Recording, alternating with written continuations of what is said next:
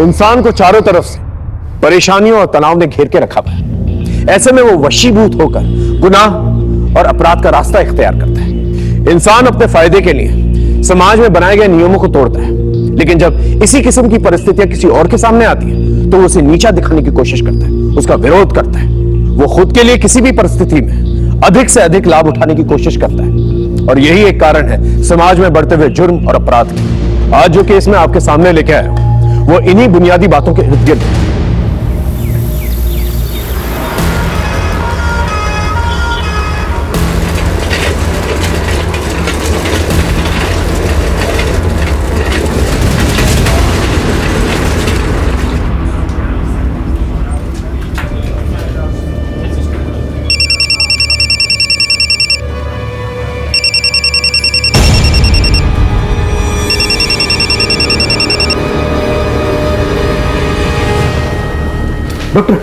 Doctor please, आप कुछ भी करके मेरी माँ को बचा लीजिए प्लीज। डोंट वरी, मैं देखती हूँ। Please doctor.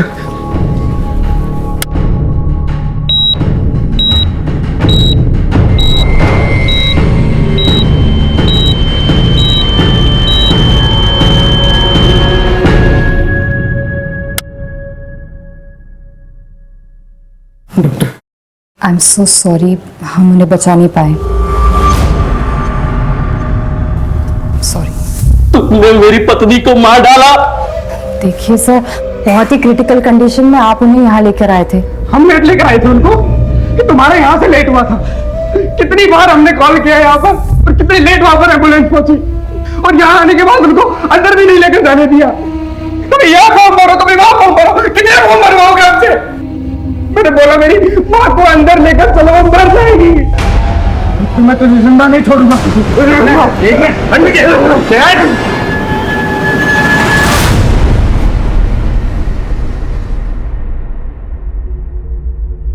अंजलि, अंजलि जो सुबह हुआ उसे भूल जाओ। अरे हम डॉक्टर्स हर किसी की जान नहीं बचा सकते हैं। You not a murderer. चलो स्माइल कर दो, देखो अंदर बहुत खुशी का माहौल है। हंसता मुस्कुराता हुआ चेहरा लेके चलो, ओके?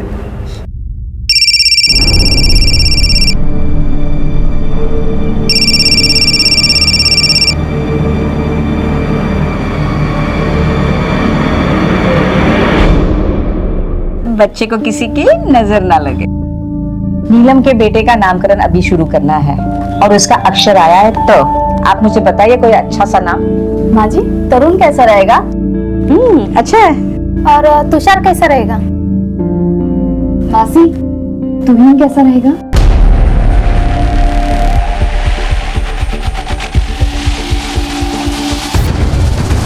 नहीं, तुम रहने दो।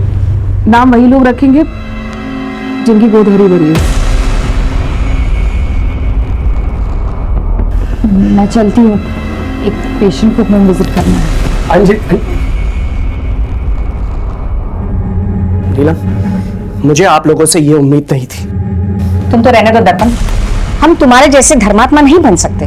तुम अच्छी तरह से जानते हो कि कमी अंजलि में है, फिर भी तुम दूसरी शादी करने को तैयार नहीं हो। मौसी बस। क्या बस?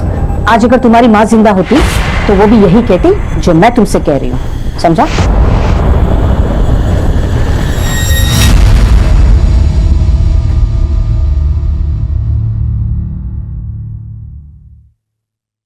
लोग तो कुछ ना कुछ बोलते ही रहेंगे, तुम उन्हें इतनी इंपॉर्टेंस क्यों देती हो? मैं कितनी अनलकी हूं ना दर्पण। प्रोफेशनली, पर्सनली मेरी लाइफ तो हेल हो चुकी है। स्विट्जरलैंड की रिपोर्ट्स अभी आनी बाकी हैं। ढूंढ के वाप, तुम मां बन सकती हो।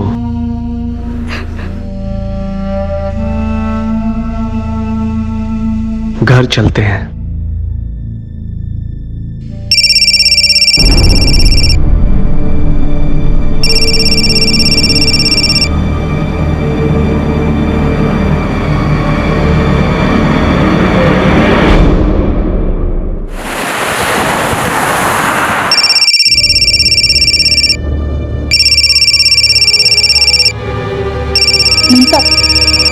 आपका फोन बहुत बज रहा है।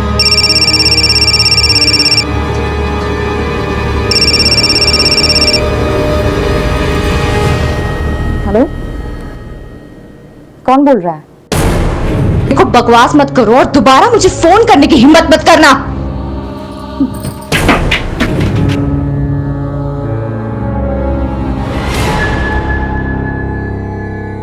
अरे वो सवेरे बिल्डिंग वाली अंजलि मैम साहब, जब देखो तब टेंशन में रहती है। कौन? Doctor aunty? हाँ वही डॉक्टर आंटी, दिन रात फोन बजते रहता है उसका, मगज घूम गया उसका। कुछ तो लफड़ा खत्म करना चाहती है।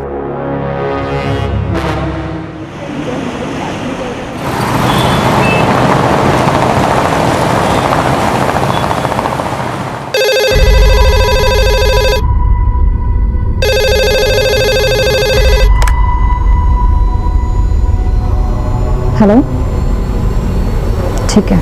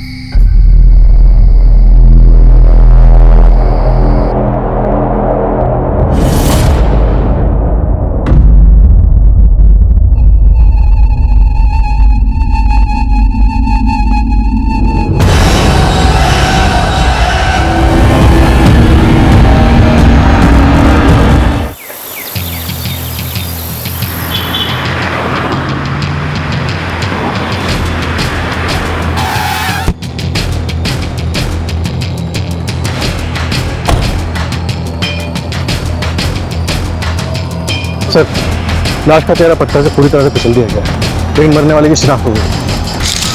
चलिए हटिए हटिए हटिए हटिए। सर, मरने वाली का नाम डॉक्टर अंजलि देशमुख है। वो चारकोप सिग्नल के पास देशमुख हार्ट क्लिनिक है ना, शायद इन्हीं का ही है। सामने ये इनका आई कार्ड सर, और साथ ही एटीएम स्लिप भी मिली है। 1 लाख रुपए विड्रॉ किए गए थे, लेकिन वॉलेट में सिर्फ 890 रुपए।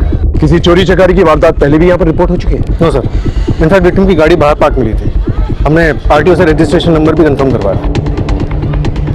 घर वालों को इन्फॉर्म कर दिया? इनके पति डॉक्टर दर्पण देशमुख को इन्फॉर्म कर दिया सर।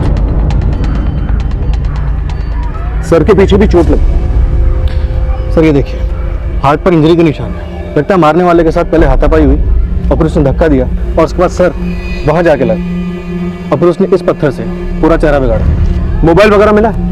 नो सर, सिर्फ गाड़ी मिली है। फॉरेंसिक टीम गाड़ी की जांच कर रही है। जिस एटीएम से ये पैसे निकाले गए हैं उसकी सीसीटीवी फुटेज चेक कर, देखो क्या निकल के आता है। सर, बॉडी को पंचनामे के बाद पोस्टमार्टम के लिए भेजना है। Okay, alright sir.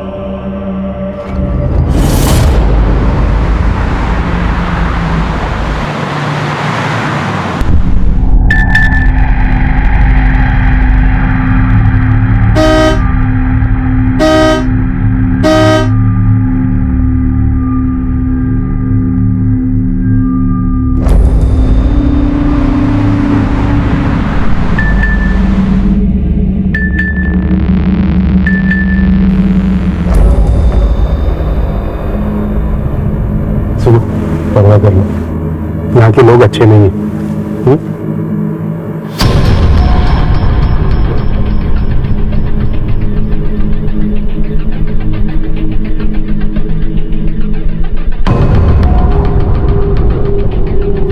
सीसीटीवी बंद किया? जी सर। चलो चलो, अच्छा सुन, 10 मिनट के बाद वापस चालू कर देना।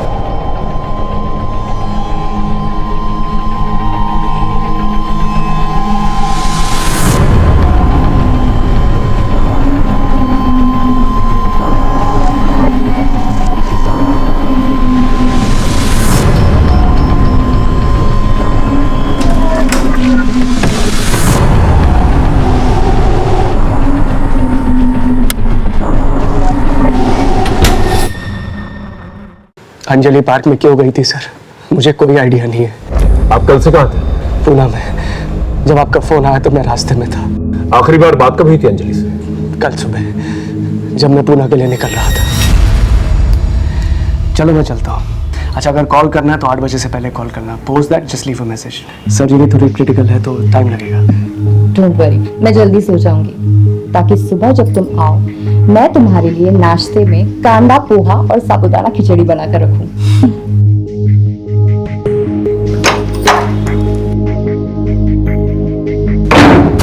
अंजलि ने 8/16 पे एटीएम से 1 लाख रुपए निकाले और शायद वहां से भाग गई। आपको कुछ अंदाजा है कि 1 लाख रुपए क्यों निकाले थे? वो किससे मिलने गई थी? No sir. आपको किसी पे शक? सर मुझे तो खुद कुछ समझ में नहीं आ रहा है। अंजलि एक डॉक्टर थी सर, और एक डॉक्टर को कोई क्यों मारेगा? ठीक है, आप जा सकते हैं। जरूरत पड़ेगी फिर दोबारा बुलाएंगे आपको।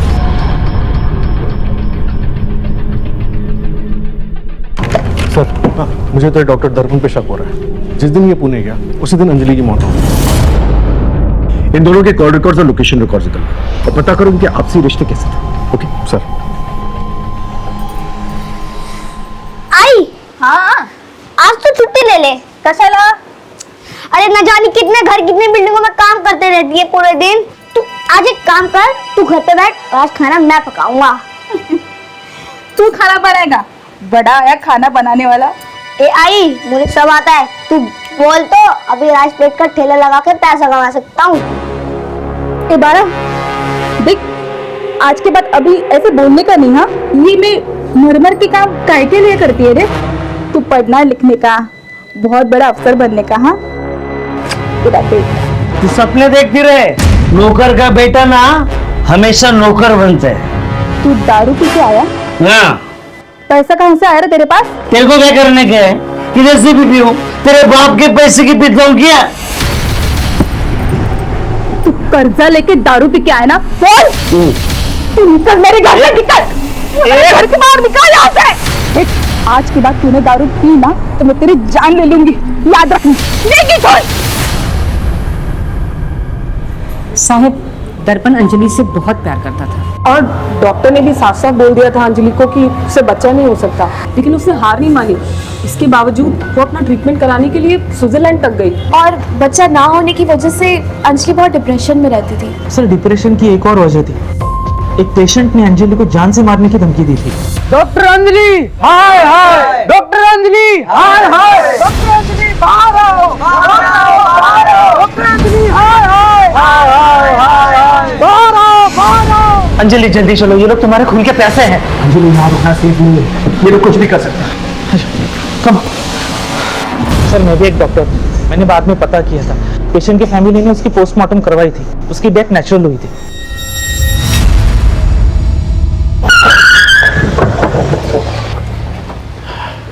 सर, डॉक्टर दर्पण वाकई में पुणे गया था। मुंबई पुणे एक्सप्रेसवे के सीसीटीवी फुटेज में उसकी गाड़ी सुबह पुणे जाती हुई और अगली सुबह वापस आती हुई नजर आ रही है। तो रात भर वहां पर करके आया था। सर, पुणे के सिद्धार्थ हॉस्पिटल में वो ओवरनाइट सर्जरी कर रहा था एक टीम ऑफ डॉक्टर्स के साथ। सर, एक पर्सनल एंगल भी सामने आया है। डॉक्टर दर्पण और डॉक्टर अंजलि को बच्चा नहीं हो रहा था और कमी डॉक्टर अंजलि में थी। इस डॉक्टर दर्पण पे नजर रखो। और कोई एंगल या कोई लीड? सर, प्रोफेशनल एंगल पे एक पेशेंट की फैमिली ने डॉक्टर अंजलि को जान से मारने की धमकी दी थी। मुझे लगता था कि उस पेशेंट की मौत अंजलि की लापरवाही की वजह से हुई। मैंने उस फैमिली को पुलिस स्टेशन बुलाया। सर, हमने अंजलि देशमुख को नहीं मारा। जैसे उसने मेरी माँ को मारा वैसे ही किसी और को मार दिया होगा। सर, उसने उससे बदला लिया होगा। ये रही तुम्हारी माँ की पोस्टमार्टम रिपोर्ट। इसके मुताबिक तुम्हारी माँ की मौत कार्डियक अरेस्ट की वजह से हुई और डॉक्टर अंजलि जो इंजेक्शन उन्हें दे रही थी उन्हें बचाने की कोशिश कर रहे थे। अब ये बता, क्या साजिश कर रहे थे तुम? बोलो। सब मेरे बेटे को माफ कर दीजिए। उस दिन उसने जो कहा किया, भावनाओं में बहकर किया। अंजलि के मर्डर से हमारा कोई लेना देना नहीं है। जा।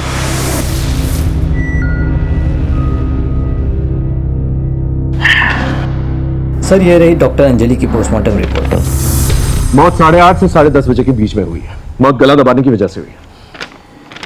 ताज्जुब की बात यह है कि पहले सर पे चोट लगी और फिर बाद में गला दबाया गया और उसके बाद पत्थर से सर कुचला गया। कि बेरहमी से कोई किसी का मर्डर क्यों करेगा? सर, एटीएम की सीसीटीवी फुटेज में साफ नजर आ रहा है कि डॉक्टर अंजलि ने 8:16 पे सिग्नल के पास वाले एटीएम से 1 लाख रुपए विड्रॉ किए, लेकिन उस वक्त गाड़ी में और कोई नहीं था, वो अकेली थी। तो इससे क्लियर हो जाता है कि ये पैसे लेकर पार्क में किसी को देने जा रहे हैं। एक बार कॉल रिकॉर्ड्स आ जाए तो ये पता चल जाएगा किससे मिलने गई थी और क्यों मिलने गई थी। हमें ये पता लगाना होगा ये मर्डर का एंगल पर्सनल है या प्रोफेशनल, और जो एटीएम से पैसे निकाले गए थे वो कहाँ गए। हो सकता है जिसने पैसे लिए उसी ने मर्डर किया।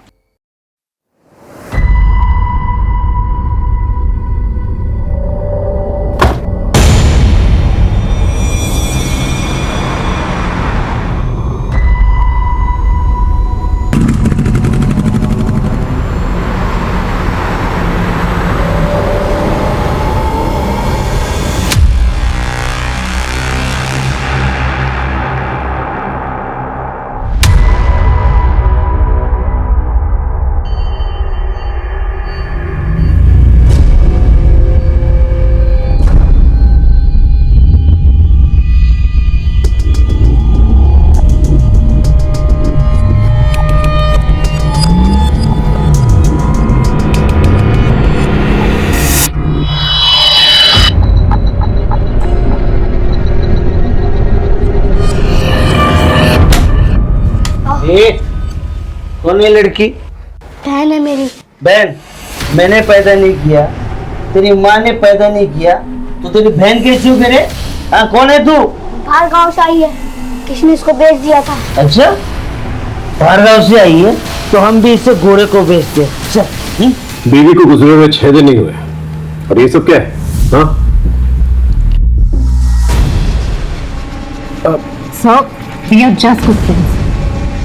फ्रेंड्स हैं, स्कूल फ्रेंड्स, और आप लोगों का अफेयर भी था। सोशल मीडिया पे फोटोज भरे पड़े हैं आप लोग के, लेकिन आप लोगों की शादी नहीं हो सकी, उसमें अब छुप छुप के मिलते। दरअसल सर, अंजलि की मौत से मैं पूरा टूट चुका हूँ सर। बहुत कोशिश करता हूँ अपने आप को क्लिनिक में बिजी रखने की, मगर जब घर जाता हूँ तो अंजलि की बहुत याद आती है। मेरा भी मन करता है रोने का, किसके पास जाऊँ? माँ बाप नहीं है मेरे, मौसी के पास जा नहीं सकता। बच्चा ना होने की वजह से अंजलि को पसंद ही नहीं करती थी वो, इसीलिए वर्षा के पास गया था सर। सही बात सच है कि हम दोनों में अफेयर था, शादी भी करना चाहते थे, बट हम मूव ऑन कर चुके हैं। अगर आपकी माने तो डॉक्टर अंजलि के साथ काफी अच्छी और हैप्पी मैरिड लाइफ थी आपकी, लेकिन डॉक्टर अंजलि के कॉल रिकॉर्ड्स कुछ और ही बताते हैं। उन्हें ऑड आवर्स पे यंग लड़कों के फोन आते थे और बातचीत 10, 20, 30 सेकंड से ज्यादा नहीं होती थी। क्या माजरा?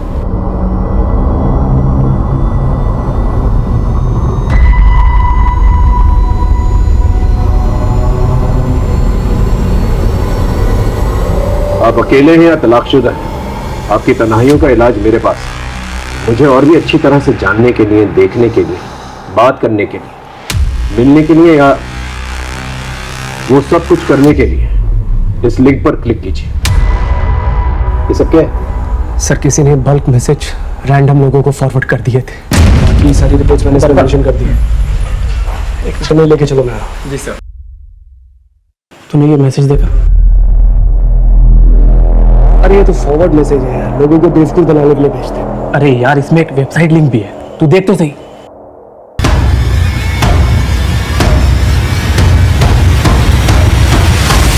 कहाँ से आया तेरे पास ये? पता नहीं यार, किसी नंबर से फॉरवर्ड हुआ है। तो एक काम कर, मुझे मैसेज फॉरवर्ड कर और सुन, उसके बाद डिलीट कर देना, किसी को मत दिखा रहा है। ओके। क्या दिल हार्ट कर रहे हैं आप? आपको शर्म नहीं आती? मैं एक डॉक्टर हूँ, अगर मेडिकल प्रॉब्लम से रिलेटेड बात करनी है तो कॉल कीजिए, रखिए। किसका फोन था? पता नहीं, सुबह से दर्जनों कॉल्स आ रहे हैं, अजीब अजीब बात कर रहे हैं लोग। आपकी वेबसाइट देखी, आप कब अवेलेबल हो, I want to meet you, तो पता नहीं क्या क्या नॉनसेंस बोल रहे हैं। ये सब इस मैसेज की वजह से हो रहा है, और ये मैसेज इस वेबसाइट में ओपन होता है जहां तुम्हारा नंबर भी मेंशन है।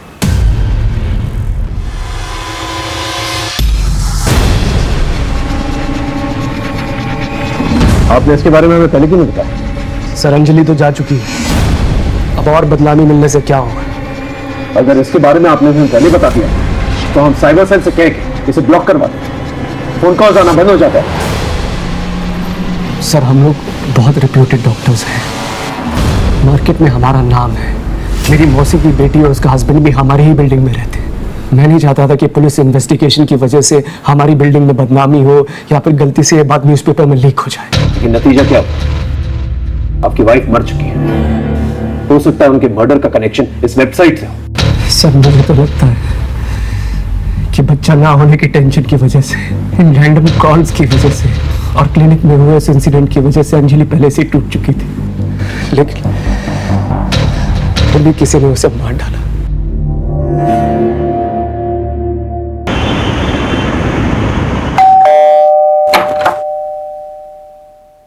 यस अंकल, आप यहाँ अकेले रहते हैं? क्या हुआ? मधु, तुम अंदर जाओ। चलो। हाँ हीरो, क्या प्रॉब्लम है तुम्हारी?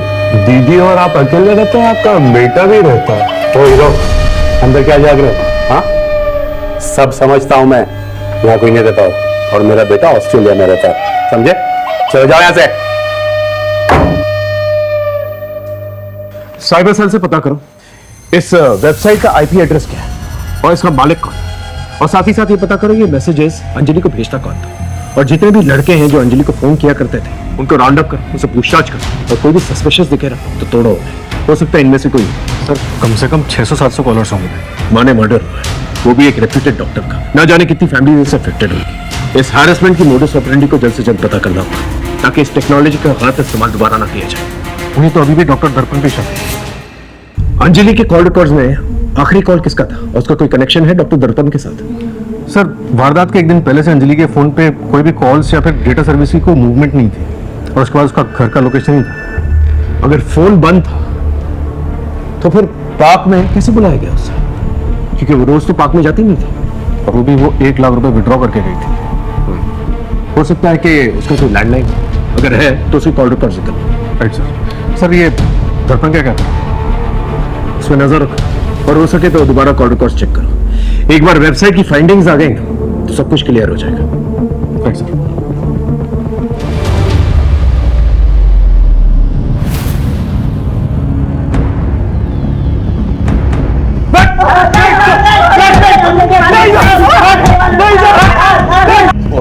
तुम में से किससे मारा उसे? हम नहीं जानते साहब, हमने कुछ नहीं किया, हमें तो सिर्फ एक मैसेज आया था और हमने मजे लेने के लिए उस पर कॉल किया था। कौन बोल रहा है? क्या बात कर रहे हैं? सर वो बल्क मैसेज सर्विस वाला आया है। हाँ सर, ये मैसेज हमारी कंपनी से किया गया है। हमें नीदरलैंड से क्लाइंट का मेल आया था और हमें कहा गया था कि वेस्ट मुंबई में 18 से लेकर के 40 साल की एज वालों को ये मैसेज डिलीवर करना है।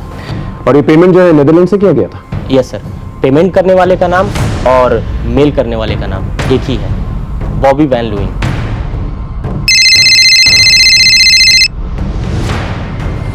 हेलो,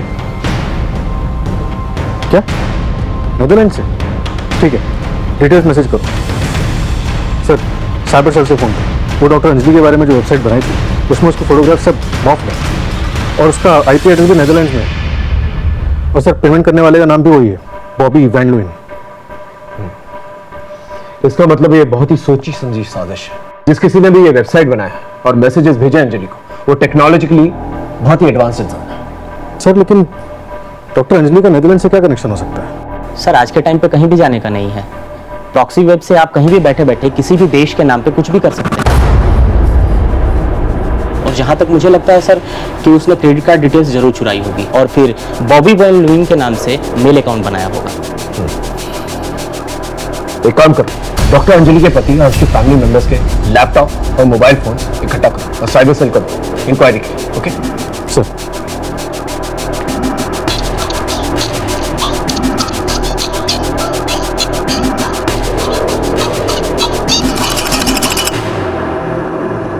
सर ये रहे सबके मोबाइल फोन और टैब। ठीक। सलाम साहब। हाँ किशोर। साहब इस सोसाइटी में 15 दिनों के अंदर 4 गाड़ियाँ बड़े सस्ते में मिली। हाँ तो उसका अंजलि के मर्डर से क्या लेना देना हो सकता है? 4 गाड़ी भी थी साहब, कुछ तो चलेगा ना साहब। और अंजलि मैडम इस सोसाइटी की सेक्रेटरी थी। यस सर, अंजलि इसी सोसाइटी की सेक्रेटरी थी। सोसाइटी ने आपसी सहमति से ये डिसीजन लिया था कि हर एक फ्लैट को एक पार्किंग मिलेगी। यस सर, और मैं इस सोसाइटी का ट्रेजरर हूँ। सोसाइटी के सारे मेंबर्स लोग तैयार थे पार्किंग को लेकर, जो भी हम लोगों ने डिसाइड किया, लेकिन सुरवे एंड फैमिली तैयार नहीं थी। इसी बात को लेकर काफी तमाशा भी हुआ था यहाँ पे। अरे हटो यार, जाने दो अंदर। मिस्टर सुरवे, प्लीज आप अपनी कार बाहर लीजिए।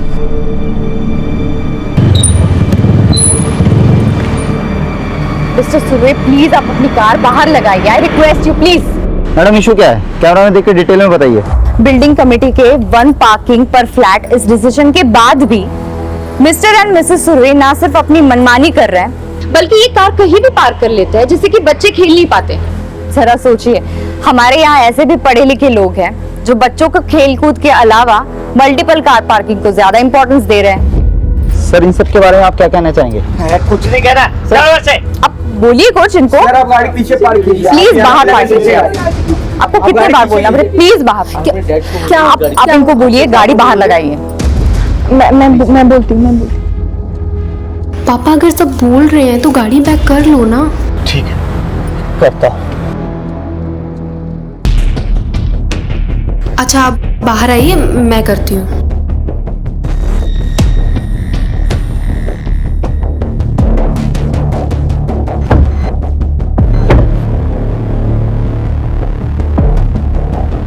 बच्चों को खेलने के लिए पार्क होता है, बिल्डिंग नहीं। आज तुम लोगों ने यहाँ हमारा बहुत तमाशा बनाया, ये हम भूल नहीं सकते। और तुम डॉक्टर होके तुमने मेरे जैसे सीनियर सिटीजन के साथ जो ऐसी हरकत की है ना, ये तुमने अच्छा नहीं किया।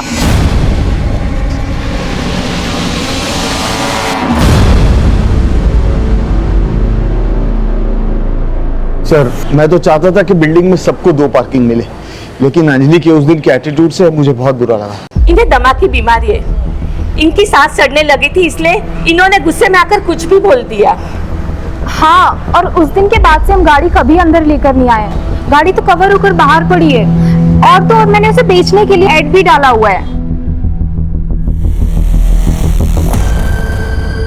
Inspector, I am a senior citizen, और फिर पार्किंग के लिए मैं किसी का मर्डर कर दूंगा। ठीक है, आप लोग जाइए। सामने। Yes sir. इस फैमिली पे नजर रखना। Okay sir. Sir, cyber cell team ने डॉक्टर दर्पण और उसके रिलेटिव्स के सारे मोबाइल्स और लैपटॉप डिवाइसेस अच्छी तरह से खंगाल लिए, लेकिन कहीं से भी डॉक्टर अंजलि को जो परेशान करने वाली वेबसाइट बनाई गई थी उसके कोई ट्रेसेस नहीं मिले, ना ही प्रॉक्सी वेबसाइट के कोई लिंक और ना ही नेदरलैंड से कोई कनेक्शन। ये डॉक्टर अंजलि की लैंडलाइन रिपोर्ट है। वारदात की रात 8 बजे किसी मोबाइल से फोन आया था। सर, कुछ डॉट्स कनेक्ट तो हो रहे हैं। रात को 8 बजे अंजलि को फोन आया और उसके बाद वो एटीएम के लिए निकली। 8:16 पे उसने पैसे विड्रॉ किए और एटीएम से पार्क जाने के लिए कार से लगभग 7 मिनट लगे और 8:30 के आसपास उसका मर्डर हो गया। लास्ट कॉल किसका है? किसी जतिन सोलंकी का है सर। फिलहाल उसका फोन बंद है और वो घर पे भी नहीं है। उसके पड़ोसी ने बताया कि वो अपने गांव बाड़मेर गया है। इसका फोन सर्वेलेंस पे डाला और अपने एक आदमी को जतिन के घर पे नजर रखने के लिए कहा। ओके सर, पता करना होगा ये जतिन का और डॉक्टर देशमुख का आपस में कनेक्शन क्या है। डॉक्टर अंजलि देशमुख के मर्डर्स और गुनहगारों की तलाश अब भी जारी थी। मुंबई पुलिस साइबर से डॉक्टर अंजलि के अश्लील वेबसाइट बनाने वालों के बारे में क्लूज इकट्ठा कर रहा था। फैमिली, प्रोफेशनल और पर्सनल एंगल को हम अच्छी तरह से खंगाल रहे थे और इसी दौरान हमारे क्षेत्र में एक और मासूम की हत्या हो गई। दर्पण बेटा, मैंने पहले भी तुम्हारे लिए कई सारी लड़कियां दिखाई थी ना। अभी मेरा ध्यान कहीं और अटका हुआ है। जब तक पुलिस की छानबीन खत्म नहीं हो जाती मैं कुछ नहीं करूंगा। अब प्लीज मुझे बार बार मत बोला करिए, प्लीज।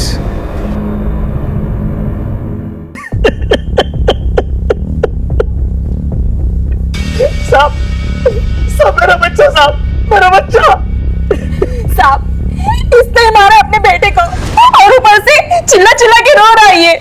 साहब मैंने नहीं मारा साहब, नहीं मारा साहब मैंने। काय की नहीं झूठ बोलता है रे? तो वो लड़की, वो चिड़िया कहाँ गई? अरे उसका एजेंट उसे लेके गया, जो उसे ओडिशा से लाया था। एक मिनट, चिड़िया का क्या मामला? ठीक से डिटेल में बताओ। साहब, मेरा बेटा रोहन है ना, एक बच्चे को बचा के लेके आया था। इसकी उसके ऊपर पूरी नजर थी, ये उसे बेचना चाहता था साहब। अरे बोले ना उससे दवा लेके गया। बहुत नीचे। चलो पता करो मामला क्या है। सो तब तक इसे लॉकअप में रखो। ओके।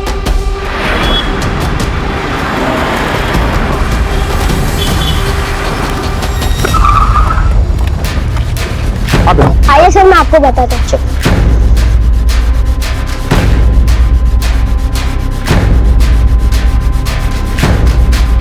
चिड़िया रोहन से यही मिली थी? हाँ।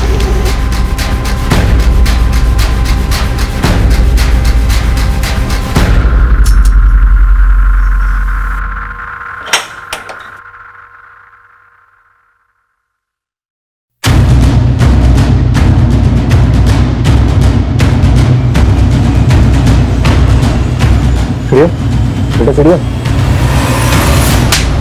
बोल। साहब मैंने रोहन को नहीं मारा, लेकिन ये सच है, मैं जब बाहर था तो रोहन चिड़िया को छुड़ा के ले गया था। उसे पता चल गया था कि मैं चिड़िया को बेचने वाला।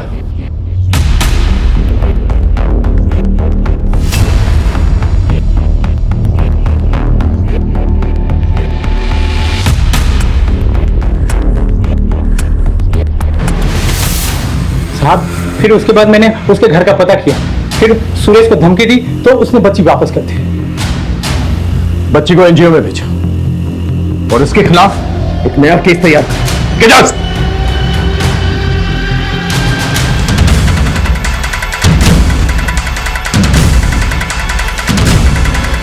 हेलो, जल्दी आ जाओ, यही मौका है।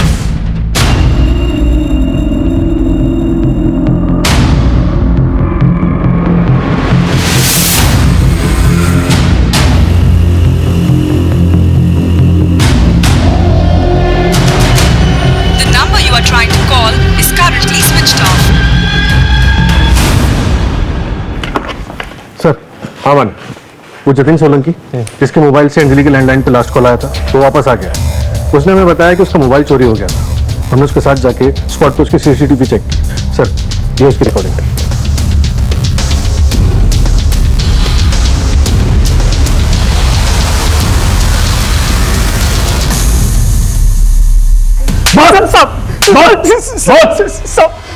सब सच बोलो साहब, सब मैंने किसी को नहीं मारा साहब, ना ही अंजलि मैडम को, ना ही मेरे बेटे को साहब। झूठ मत बोल।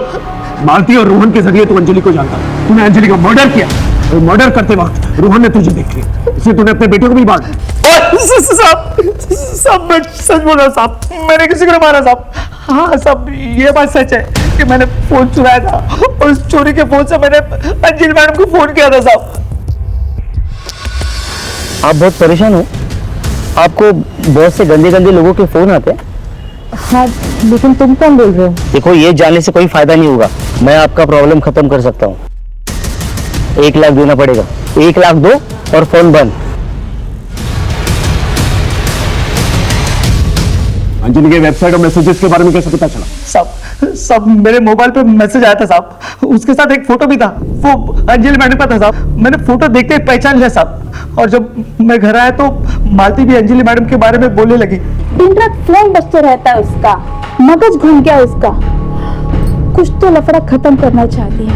मैंने सोचा इस मौके का फायदा उठाया जाए और कुछ पैसे कमा दिया साहब। फिर क्या हुआ? फिर साहब वो अंजलि मैडम मुझे मिलने के लिए आई। सब मैसेज बोला साहब, मैं जब वापस आया तो उनकी सांसें चल रही थी साहब, वो जिंदा थी साहब। मैं अपने मरे हुए बेटे की कसम खाता हूँ साहब, सब मैंने किसी को नहीं मारा साहब, सब मैंने किसी को नहीं मारा साहब, सब सच बोल रहा हूँ साहब। सर मुझे लग रहा है सुरेश सच बोल रहा है। अंजलि की पोस्टमार्टम रिपोर्ट में साफ लिखा हुआ है कि हत्या गला दबाने की वजह से हुई। अगर सुरेश ने अंजलि का मर्डर नहीं किया तो भी उसे ब्लैकमेलिंग और अटेम्प्ट टू मर्डर के चार्जेस से लगेंगे। अभी भी रोहन की मर्डर मिस्ट्री के बारे में पता करना है और अंजलि का गला किसने दबाया है यह भी पता करना है। अच्छा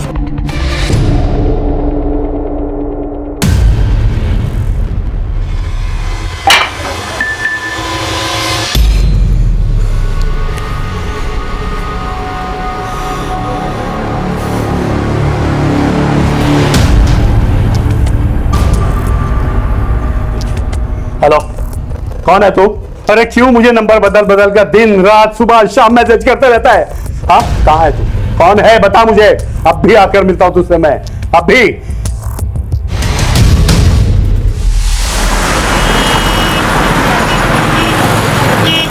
अरे वो क्यों कर रहा है इसको यहाँ पे? अरे कौन होटल का बिल भरता, ऊपर से पुलिस के लफड़े। अरे दोस्त, खुले आसमान की बात ही अलग है।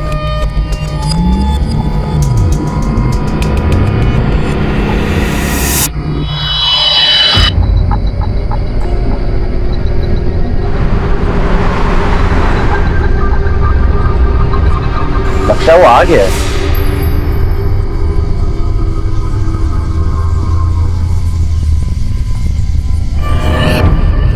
तुम लोग वो नहीं हो जो मेरे घर आए थे? अंकल कौन है आप? क्या है?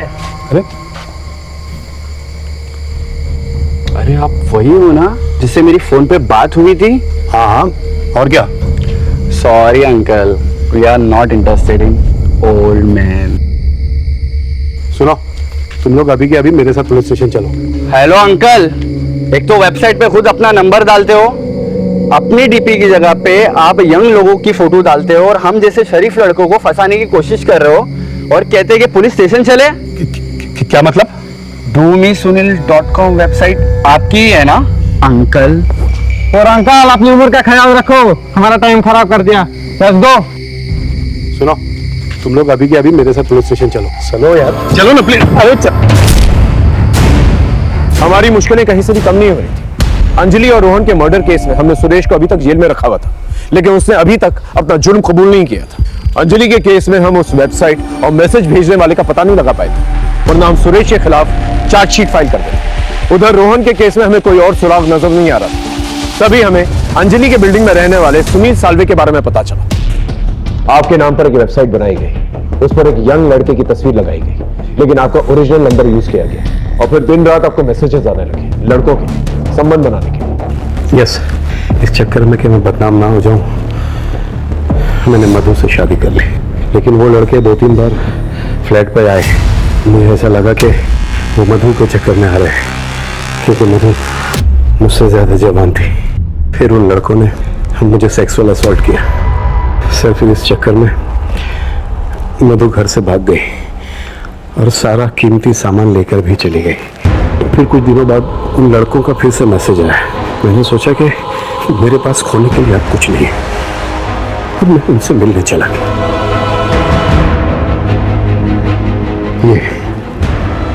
ये लड़के हैं बोला, तीनों। आपको क्या लगता है आपका डॉक्टर अंजलि के कॉमन दुश्मन कौन हो सकता है, और मालती के बेटे रोहन का इस सबसे क्या कनेक्शन हो सकता है? मेरा डॉक्टर अंजलि और मालती का कॉमन कनेक्शन यही है सर, कि मालती हमारे घर में काम करती है।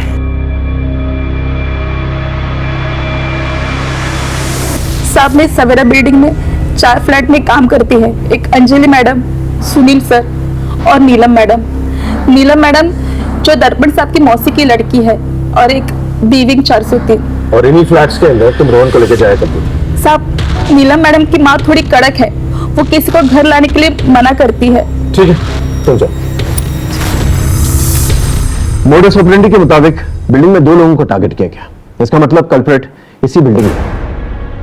थ्योरी और प्रोबेबिलिटी के मुताबिक इन 4 घरों में से एक में।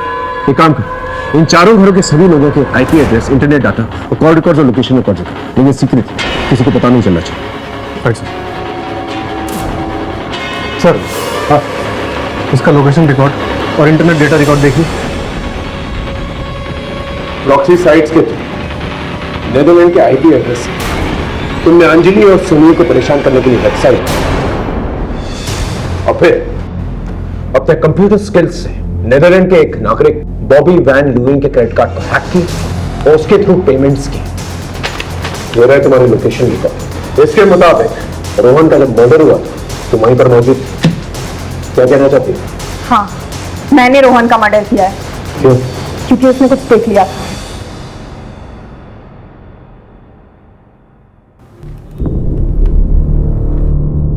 ये अंजलि मैडम की गंदी फोटोज है ना? उनका तो मर्डर हो चुका है, तो ये फोटोज आपके पास कैसे आई? कौन अंजलि मैडम? ये किसी फिल्म के एक्ट्रेस की फोटो है। मैं उन्हें जानता हूँ, ये अंजलि मैडम है। कहीं आपने तो उनका मर्डर नहीं किया? आप मुझे फोटोज दिखाओ। एक मिनट। मैंने तो उनका मर्डर नहीं किया, लेकिन जिसने मुझे ये फोटोज भेजी है हो सकता है उसने किया हो। हाँ, हम शाम को जाके ना उससे पूछेंगे, ठीक है? और फिर रोहन को मैं एक सुनसान जगह पे लेके गई। तुम सुनील और अंजलि से क्यों नफरत क्यों? बदला क्यों लेना चाहती थी उनसे? सर, आपको पता है, सिर्फ एक पार्किंग के चक्कर में उन्होंने मेरे माँ बाप की इतनी बेइज्जती की कि वो मर सकते थे। पापा अगर सब बोल रहे हैं तो गाड़ी बैक कर लो ना।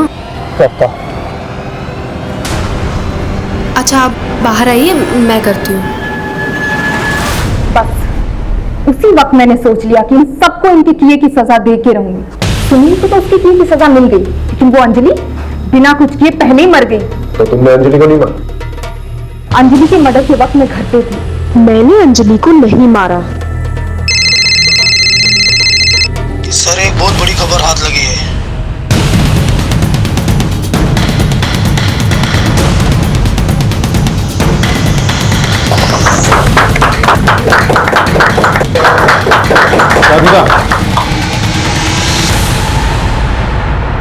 जिस लोकेशन पर अंजलि की लाश मिली थी उसके पास वाली शॉप के सीसीटीवी में तुम्हें उसी टाइम वहां पर देखा गया था। उस टाइम वहां पर क्या कर रही थी तुम? जिस रात अंजलि का मर्डर हुआ उस रात मैंने उसे बिल्डिंग से बहुत परेशान हालत में निकलते हुए देखा। फिर मैंने उसका पीछा किया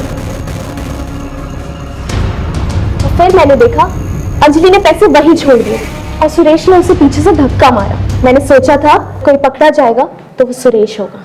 कानून की नजर से बचना इतना आसान नहीं। अब ये भी बता दो कि ये सब तुमने क्यों किया? क्योंकि मैं दर्पण से प्यार करती थी। अंजलि दर्पण को कभी वो नहीं दे पाती जो मैं दे सकती थी। बच्चा।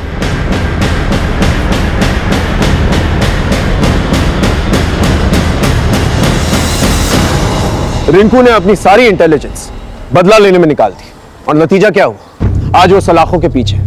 बदले की भावना हमारे जीवन में एक बहुत बड़ी दस्तक है। उसे सुने और उस पर काम करें। इसके अलावा अपने जीवन में संतुष्ट रहे, सैटिस्फाइड रहे। राधिका की तरह प्यार मोहब्बत की चाहत में जकड़ ना जाए, वरना नतीजा होगा जुर्म और आपके जीवन में रहेगा अंधकार। देखते हैं हमारे आज के एपिसोड की दूसरी। मामला सिर्फ एक स्कैम का नहीं है, गेम उससे कहीं ज्यादा बड़ा है। सनकी आदमी है। इस बार हमें इसे रोकना है।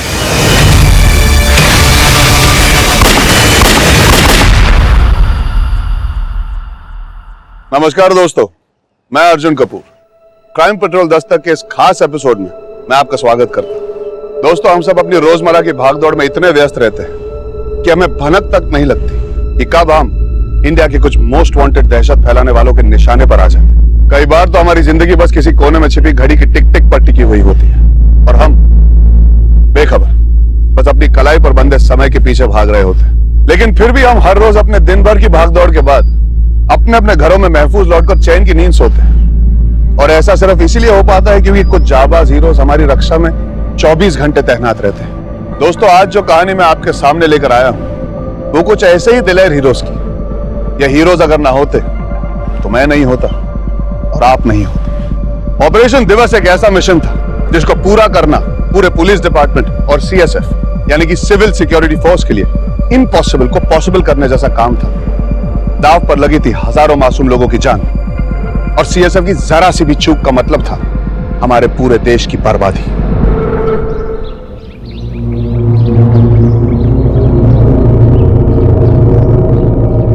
देवी, दर्शन तो हो गए, थोड़ा प्रसाद भी तो देती जाओ। तू भी हद करता है यार। जब तक हम लोग पूजा नहीं करेंगे तो प्रसाद कैसे देगी? हम तो कब से तैयार है पूजा के लिए। बस देवी एक बार हमारे पास तो आए।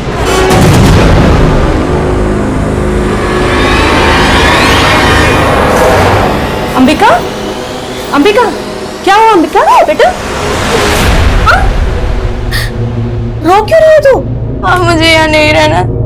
कितनी बार कहा है आपसे उज्जैन चले जाते, पर आप लोग मेरी सुनते ही नहीं हो। बेटा बता तो क्या बात हो गई है?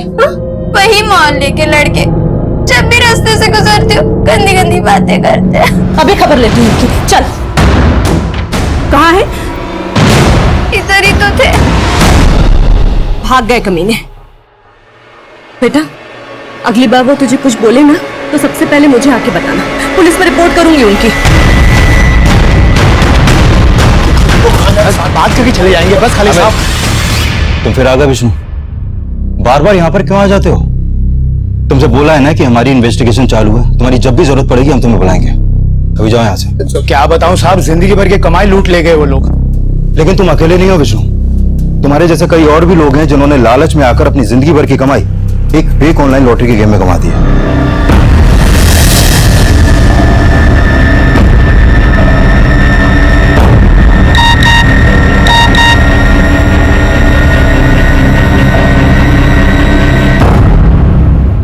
एक आंसर का 50 लाख रुपया। ताजमहल किसने बनवाया? शाहजहां।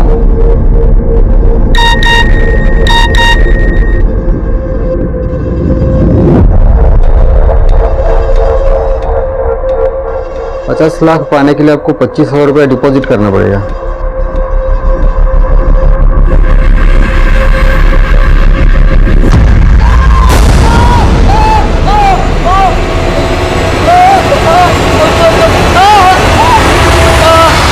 आराम से, आराम से। बस बस। ये सब आपकी वजह से हो रहा है। आप जैसा बेपरवाह बाप मैंने आज तक नहीं देखा। ले बेटा पानी पी ले। मैं तुम्हारी तरह रो रो के जताता नहीं हूँ। इसका ये मतलब नहीं कि मुझे अपने बच्चे से प्यार नहीं है। प्यार होता तो कम से कम इसके पैर का इलाज किसी अच्छे हॉस्पिटल में करवाते। इतने महीनों से आयुर्वेदिक डॉक्टर के पास लेके जा रहे, क्या फायदा हुआ? थोड़ा सब्र रखो, सब ठीक हो जाएगा। आजा आजा आराम से, चल आजा। हे माँ देवासी रानी, मेरे बच्चे की रक्षा करना।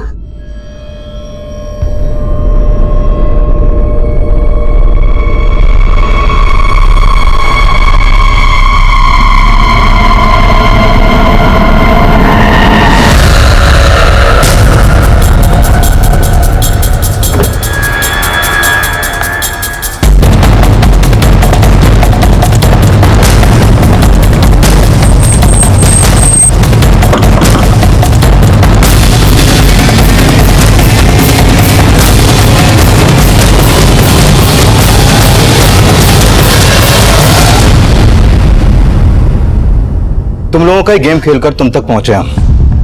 और ये क्या बचकाने सवाल पूछते रहते हो तुम लोग? ताजमहल किसने बनाया, भारत की राजधानी कहाँ है? मुझसे सीखो। मेरे सवाल पूछने का तरीका थोड़ा अलग है। बताओ, कहां से कूटना शुरू करो तुम लोगों को? पहले सर फोड़ूं या टांग? कोरस में रोना बंद करो तुम लोग। पिछले 7 महीने से सैकड़ों लोगों को लूटा है तुमने और करीब 50 लाख से ज्यादा की लूट की है। अब सीधी तरीके से बता दो वो पैसा कहाँ है, वरना आरती सब माँ कसम हमारे पास कोई पैसा नहीं है। हमने सारा पैसा आरिफ को दे दिया था साहब। कौन आरिफ? साहब आरिफ, उसी का तो ये प्लान था। हम लोग उसी के लिए काम करते थे साहब। महीने का 25,000? हाँ 25,000, और अगर काम अच्छे से किया तो 30 भी दूंगा। वैसे काम एकदम हलवा है, समझे? जैसे लोग ऑनलाइन गेम खेलते हैं वैसे ही लोगों को ऑनलाइन लॉटरी खिलानी है। आरिफ के बारे में हम और कुछ नहीं जानते हैं साहब, और हम तो सिर्फ पैसे के लिए उसके साथ काम करते हैं साहब। जी साहब। पिछले 7 महीने से आरिफ के लिए काम कर रहे हो तुम लोग। ना तो उसका फोन नंबर मालूम है और ना ही पता। फोटो भी नहीं? नहीं साहब, तस्वीर है एक उसकी, मैंने चुपके से खींच ली थी। लेकिन साहब वो मेरे फोन में है और फोन आप लोगों ने जब्त कर लिया है। सुधीर,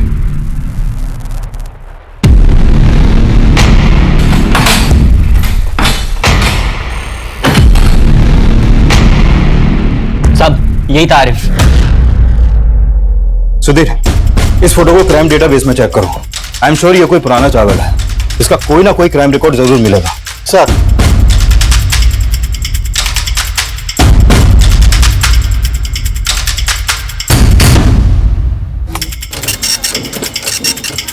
ये रिपोर्ट मुझे कल तक चाहिए। सर, इस आरिफ का असली नाम असलम शेख है और असलम आईआरआर का एजेंट है। इंटरनेशनल रेडिकल रेबल्स का एजेंट? ये आईआरआर तो दहशतगर्दी से जुड़ा हुआ है। तो दहशतगर्दी की संस्था से जुड़ा हुआ असलम फेक ऑनलाइन लॉटरी के गेम में क्यों इन्वॉल्व हुआ? सुदेश, फौरन डीसीपी ऑफिस और सीएसएफ ऑफिस में इन्फॉर्म करो। ये केस जैसा हम सोच रहे हैं वैसा है नहीं, मामला कुछ और ही है।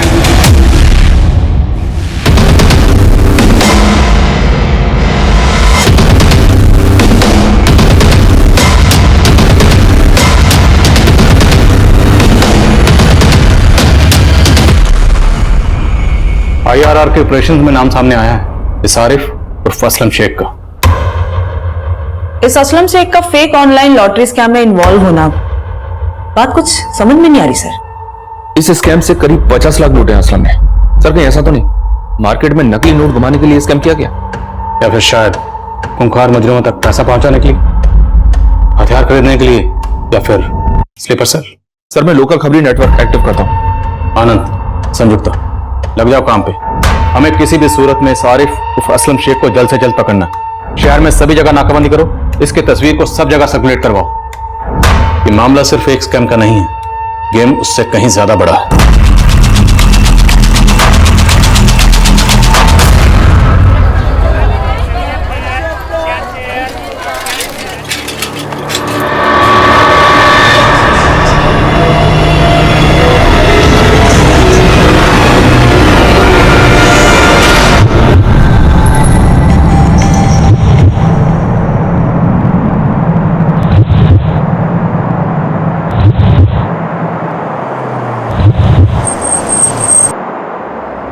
दोपहर के करीब 11 बजे उज्जैन के केसी मार्केट में ये बॉम्ब धमाका हुआ है। राजनीतिक दल जागरण मंच का कार्यालय भी यहीं पर है। जब जागरण मंच के कार्यकर्ताओं की गाड़ी वहां से गुजर रही थी, तभी ये विस्फोट हुआ। इस धमाके से यहाँ के रहवासी काफी दहशत में हैं। इस हमले में अब तक 3 लोगों के मारे जाने की खबर है और करीब 50 लोग घायल हो चुके हैं। भरे बाजार में दिन दहाड़े हुए इस धमाके के पीछे किस दहशतगर्दी संगठन का हाथ है, इसका अभी पता नहीं चल पाया है। बॉम्ब में जेलेटिन स्टिक्स और डेटोनेटर का इस्तेमाल किया गया था ताकि ज्यादा से ज्यादा लोगों को डैमेज कर सके। सर, इस बात के पूरे चांसेस हैं कि इन सब में असलम का हाथ है। असलम पॉलिटिकल पार्टी जागरण मंच के ऑफिस के बाहर के सीसीटीवी में कैप्चर हुआ है। ये 1 हफ्ते पहले की फुटेज है।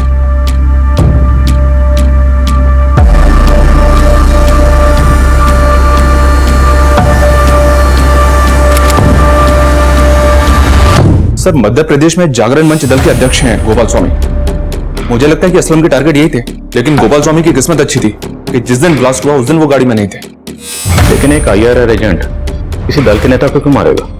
तो भी गोपाल स्वामी जैसा नेता तो किसी बड़े ओहदे पर भी नहीं, साथ जुड़ नहीं रहा। Excuse me sir. हेलो, ठीक है सर। खबीर जावेद का फोन है। असलम का ठिकाना पता चल गया। बेटा चिंता मत करो, ये लेप लगाने से तुम्हारा दर्द एकदम ठीक हो जाएगा। हम इस अस्पताल में हड्डियों को आयुर्वेदिक पद्धति से जोड़ते हैं। आप देखिएगा, हमारे उपचार और देवासी रानी की कृपा से आपका बेटा बहुत जल्द चलने लगेगा। इसी विश्वास से तो वीर को इतने महीनों से आपके पास ला रहे हैं।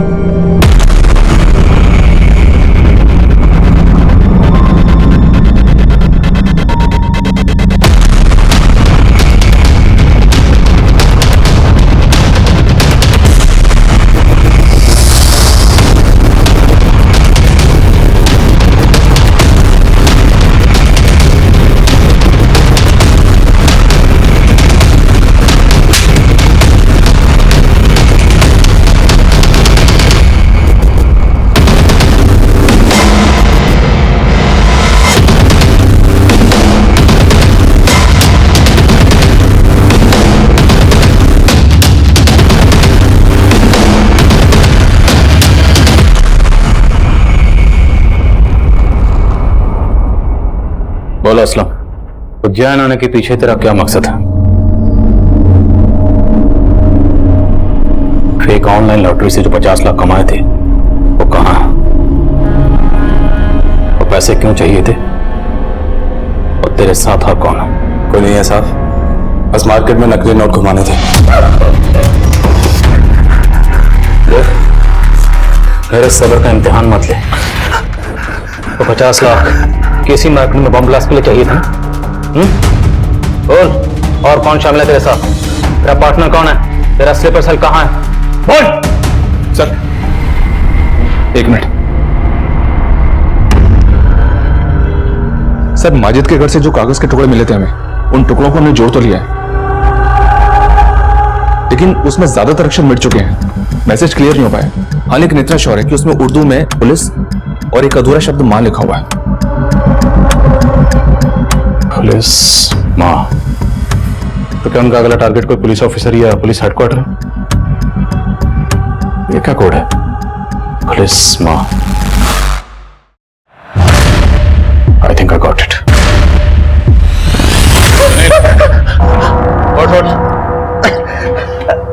बेकार में इतनी मार खाई, खुद बोल देता तो चाय खराब नहीं होती बल्कि तुझे पिला देता। बोल दे, क्योंकि तेरा पुलिस मां चिंती तुझे नहीं बचा पाएगा। बोल, सिर्फ ऑनलाइन फ्रॉड के चार्जेस नहीं, बम ब्लास्ट के चार्जेस भी लगेंगे। लंबा जाएगा तो अब तेरा पुलिस माजिद कुछ नहीं कर पाएगा। साहब, मैं मानता हूं वो 50 लाख मैंने पुलिस माजिद को दिए, लेकिन बम ब्लास्ट के बारे में मुझे कुछ नहीं मालूम।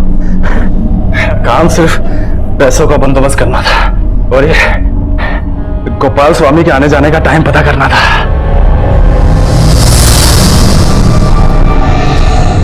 उज्जैन में ब्लास्ट कब और कहां हो गया मुझे नहीं मालूम था। तेरा ये पुलिस माजिद उज्जैन में?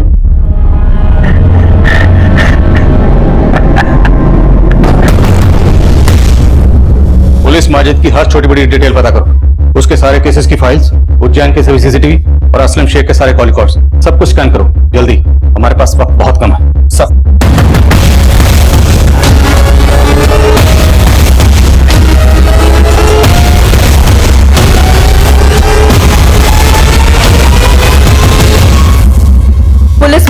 पुलिस माजिद का असली नाम है माजिद अंसारी। माजिद अंसारी के पिता मसूद अंसारी ये बिहार में पुलिस कांस्टेबल थे, इसीलिए मसूद अंसारी के बेटे माजिद को लोग पुलिस माजिद के नाम से बुलाते हैं। पुलिस माजिद का ये नाम पहली बार 2010 के बॉम्ब ब्लास्ट में सामने आया। 2010 के ब्लास्ट के बाद इसे पकड़ने में मुश्किल नहीं हुई, क्योंकि ब्लास्ट में घायल हुए लोगों की चीखें सुनने का शौक है इसे। सनकी आदमी है, पुलिस ने इसे साइट पे ही पकड़ लिया। 2010 से लेकर 2015 तक ये जेल में ही था। फिर 2015 में जब इसके कांस्टेबल पिता की मृत्यु हुई तो ये पेरोल पे बाहर निकला, उसके बाद ये फरार हो गया। और सब फरार होने के बाद ये पुलिस माजिद 2 पॉलिटिकल लीडर्स की हत्या में भी शामिल रहा है। ये सतीश गुरु और दूसरा ये वरुण दास, ये दोनों भी गोपाल स्वामी की तरह जागरण मंच दल के नेता थे। ये दोनों हत्याएं कब हुई? ये सतीश गुरु 12 मई 2015 सूरत में और ये वरुण दास 22 फरवरी 2016 बनारस में। होल्ड ऑन, मतलब साफ है, ये पहले किसी शहर में किसी पॉलिटिकल लीडर का कत्ल करता है और फिर उसके कुछ दिन बाद वहां पे बम ब्लास्ट करता है। यहाँ 12 मई को कत्ल, 19 मई को बम ब्लास्ट और फिर बनारस में 22 फरवरी को कत्ल और 27 फरवरी को बम ब्लास्ट। तो आपका ये कहना है कि ये एक पैटर्न है? एब्सोल्युटली पैटर्न है। हो सकता है अगला ब्लास्ट उज्जैन या उसके आसपास के इलाके में हो। पर गोपाल स्वामी तो बच गया था सर, हो सकता है इसे भी फिर से मारने की कोशिश हो। बिल्कुल, इस गोपाल स्वामी की सिक्योरिटी बढ़ाओ। ये पुलिस माजिद हमेशा हमसे 2 कदम आगे रहा, लेकिन इस बार हमें उससे आगे रहना है। इससे पहले किसी बेकसूर को अपना निशाना बनाए, हमें इसे रोकना है। सर, पुलिस माजिद 5 साल जिस जेल में था, मैं उसके जेलर से बात करती हूँ। इन 5 सालों में उसे कोई ना कोई तो मिलने आया ही होगा, या जेल में उसका कोई दोस्त बना होगा। Sir, I am sure jail में हमें पुलिस माजिद के बारे में जरूर कोई ना कोई इन्फॉर्मेशन मिलेगी। इस पुलिस माजिद के पोस्टर छपवाओ हर जगह और इसके नाम पर 5 लाख का इनाम डिक्लेयर करो। ये पुलिस माजिद मुझे किसी भी सूरत में चाहिए।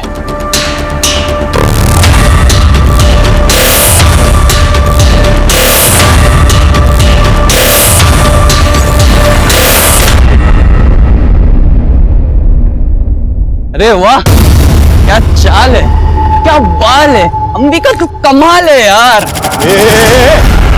ये क्या बदतमीजी है? ये क्या तुम लोगों? भाई साहब, वीर ना जल्दी ठीक हो जाएगा। माँ देवासी रानी जल्दी उस पर कृपा करेंगी, आप देख लीजिएगा। अच्छा भाभी जी, मैं चलता हूँ।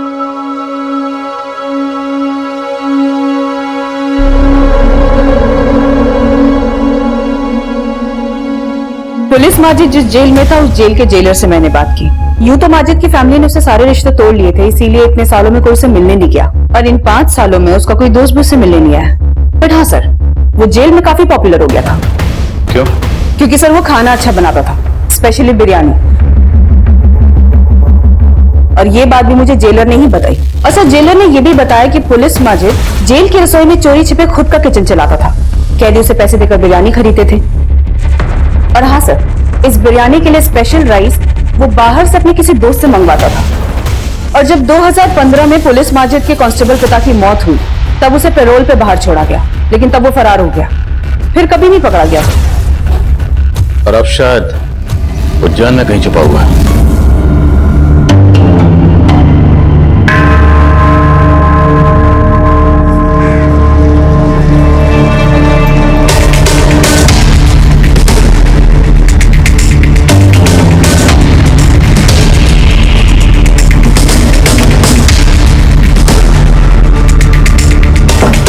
इतना तो साफ है कि पुलिस माजिद अब कोई बड़ी प्लानिंग कर रहा है।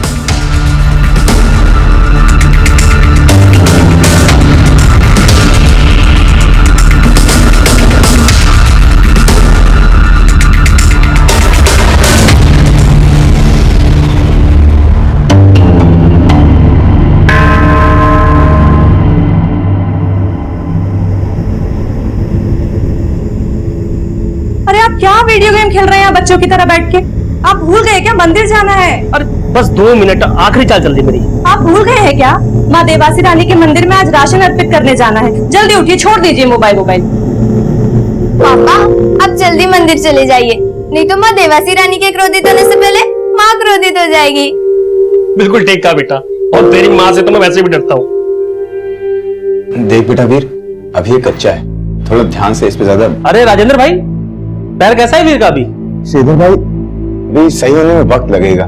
वीर तू इतना दुखी क्यों है? चल मुझे एक न्यू गेम पता है, मालूम है, हम बैठ के भी खेल सकते हैं उसको। श्रीधर भाई, मैं आपसे माफी चाहता हूँ। वीर के इलाज के बारे में जितना सोचा नहीं था उससे ज्यादा खर्चा हो रहा है, इसलिए मैं आपका उधार चुकता नहीं कर पाया।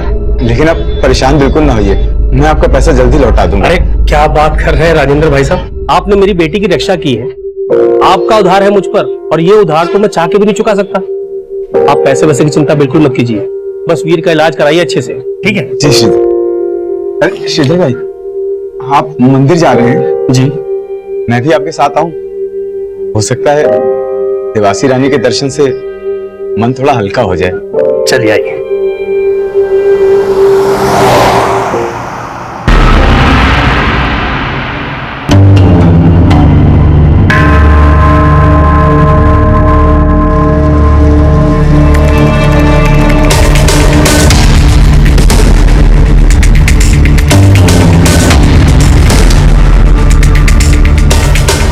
पुलिस माजिद हमारे ही बीच एक आम इंसान का चेहरा लिए छिपा बैठा था। कड़ी नाकाबंदी और सर्च ऑपरेशंस के बावजूद भी India's most wanted police Majid civil security force की नजरों से बचा हुआ था। माजिद एक बार फिर पुलिस से 2 कदम आगे चल रहा था। माजिद कहाँ छिपा था, उसका प्लान क्या था?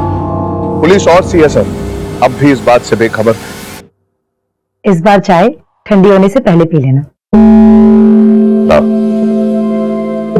चलो, कम से कम इसी बहाने आपके चेहरे पर मुस्कुराहट तो देखने को मिली। सर, हमने अकरम को पकड़ लिया। ये अकरम ही पुलिस माजिद को जेल में बिरयानी के लिए चावल सप्लाई करता था। कह रहा खबर देने के पैसे लेगा। ठीक है, उसे रोक के रखो, पहुंच रहा हूं।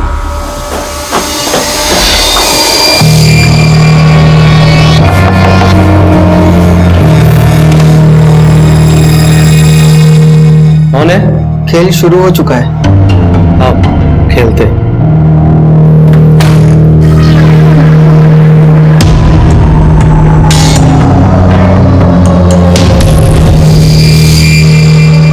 देख अकरम, इससे पहले कि तो हमें कोई भी खबर सुनाए, एक बात अच्छी तरह समझ ले। अगर तुमने हमें डबल क्रॉस किया या कोई भी चाल चलने की कोशिश की तो जिंदगी में कभी चलने लायक नहीं बचेगा। हो जा शुरू। एक खबर का 10,000। साहब, पर पोस्टर पे तो आपने लाखों लिखा था, अब तो चिल्लर पे आ गए। उस पोस्टर पे माजिद की तस्वीर है और वो इनाम की रकम उसे मिलेगी जिसे माजिद का ठिकाना पता। तुझे पता है उसका ठिकाना? ठीक साहब। तो जितना पता है उतना बोल। खबर में जितना दम होगा, नोटों में इतना वजन होगा। साहब, मैं माजिद को जेल में चावल पहुंचाता था। कभी कभी माजिद चावल के दाम से ज्यादा पैसे मुझे दिया करता था। माजिद भाई, ये 100 का नोट ज्यादा है इसमें। इस नोट को अपनी दुकान में रखना, मेरा आदमी आकर ले जाएगा। साहब, वो माजिद हर 2-3 महीने पे एक नोट ज्यादा दिया करता था। अब ये तो कहना मत क्यों नोटों पर क्या लिखा होता था ये तूने कभी पढ़ा ही नहीं। साहब, मैं कैसे पढ़ूंगा साहब, मैं तो अनपढ़ आदमी हूं। हमारे यहाँ अनपढ़ तो क्या भी पढ़ने लगते हैं। पढ़ना सिखाओ जरा से। साहब, मेरे पास एक आखिरी नोट है माजिद का, साहब, जो उसने पेरोल पे जाने से पहले दिया था। साहब, उसका आदमी लेने ही नहीं आया। ये है साहब। 7 PM Huntown, 9 PM Daredevil। क्या कोड है? सर, मुझे कैसे पता होगा? सच बोल रहा? माँ कसम से। हिसाब करो इसका। Thank you. सलाम सर। सर, पुलिस माजिद जिस जेल में बंद था वहां के जेलर से बात हुई तो उसने कहा कि एक बार सरप्राइज चेकिंग में पुलिस माजिद के पास उन्हें एक फोन मिला था। हालांकि उस फोन से कोई कॉल्स नहीं हुए थे, लेकिन हाँ, पुलिस माजिद उस फोन का इस्तेमाल सिर्फ वीडियो गेम्स खेलने के लिए करता था। वीडियो गेम्स जेल में? Yes sir. और ये डेयरडेविल और हंटडाउन ये वीडियो गेम्स हैं। वहां के जेलर ने यह भी बताया कि पुलिस माजिद को वीडियो गेम्स खेलने का बहुत शौक था। 7 PM Huntown, 9 PM Daredevil, इस तरह का टाइम टेबल बना के वीडियो गेम कौन खेलता है? I am not sure sir, but इस तरह के गेम नॉर्मली लोग ऑनलाइन खेलते हैं। अलग अलग जगह के लोग आपस में मिलकर खेलते हैं, साथ में चैट भी करते हैं और हार्ड लेवल को क्रॉस करने के लिए चैट करते हुए आपस में स्ट्रेटेजी बनाते हैं। स्ट्रैटेजी? कहीं ऐसा तो नहीं ये पुलिस माजिद जेल के अंदर बैठा ही इस ऑनलाइन गेम के जरिए अपने जेल के बाहर के साथियों के साथ मिलकर कोई स्ट्रैटेजी बना रहा? क्योंकि आजकल मुजरिम बहुत शातिर हो गए और जानते हैं कि सेल फोन आराम से ट्रेस हो जाते हैं, इसलिए उन्होंने ये ऑनलाइन गेम का नया पैंतरा अपना है। सर, मैं अपने साइबर सेल के ऑफिसर्स को इस काम पे लगाती हूँ। और उनसे कहो कि केसी मार्केट ब्लास्ट के बाद उज्जैन में हंट डाउन और डेयर डेविल जैसी जितनी भी ऑनलाइन गेम्स के यूजर्स हैं सबको खंगालें। हो सकता है उनमें से कुछ ऐसे यूजर्स मिले जो पुलिस माजिद के साथ मिलकर अगले किसी कांड की स्ट्रेटेजी बना रहे हैं। Okay sir.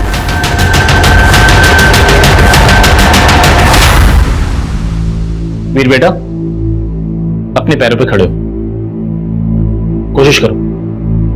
हाँ बेटा, कोशिश कर। शाबाश।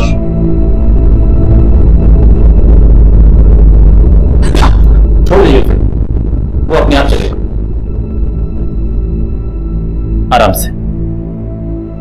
बहुत बढ़िया। मैंने आपसे कहा था ना कि आयुर्वेदिक उपचार और मां देवासी रानी का आशीर्वाद अपना असर अवश्य दिखाएंगे। चल बेटा।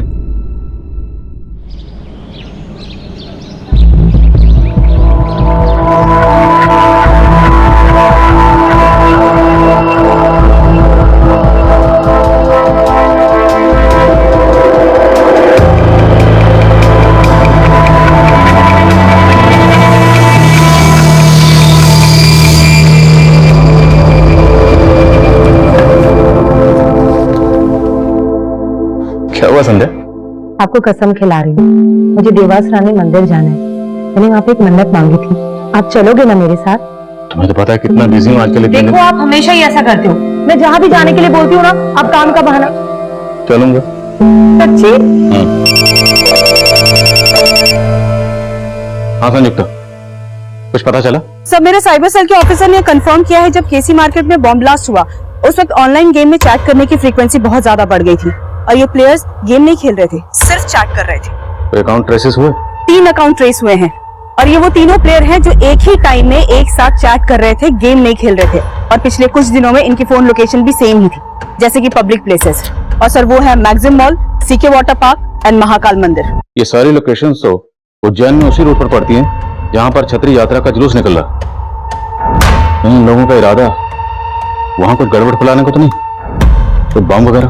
संयुक्ता, आनंद को तुरंत इन्फॉर्म करो, जुलूस का रूट बदले, और अगर रूट बदलना पॉसिबल नहीं है तो जुलूस जहां है वहीं रोक दो और बम डिस्पोजल स्क्वाड को बुलाएं। यस सर, ये तीनों नंबर सर्विलेंस पे है और मैं इन लोकेशंस पे अपनी अलग अलग टीमें भी भेज देती हूँ। अच्छा, इन तीनों का कोई कॉमन मीटिंग प्लेस है जहां पर ये एक से ज्यादा बार मिले हो? हाँ सर, कल्याणपुरी, और ये वो लोकेशन है जहाँ पे वो लगभग हर दिन मिले हैं। इनके फोन लोकेशन से पता चला है। तो पूरे चांसेस हैं पुलिस माजिद कल्याणपुरी में कहीं छुपा होगा। अपनी एक टीम लेकर तुरंत कल्याणपुरी जाओ, मुझे पुलिस माजिद हर हाल में चाहिए। डोंट वरी सर, मैं खुद जा रही हूँ कल्याणपुरी।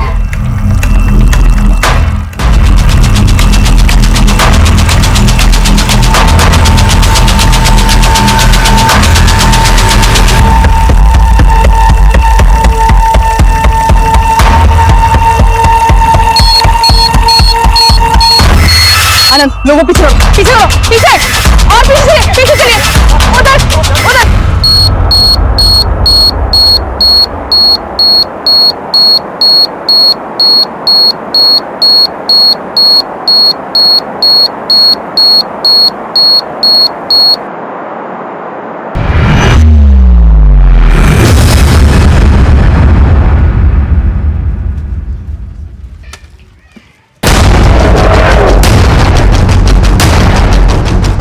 पेट्रोलिंग टीम फौरन कल्याणपुरी पहुंचो। पुलिस माजिद वहाँ पे मकान नंबर 15 में छुपा हुआ है। Over and out.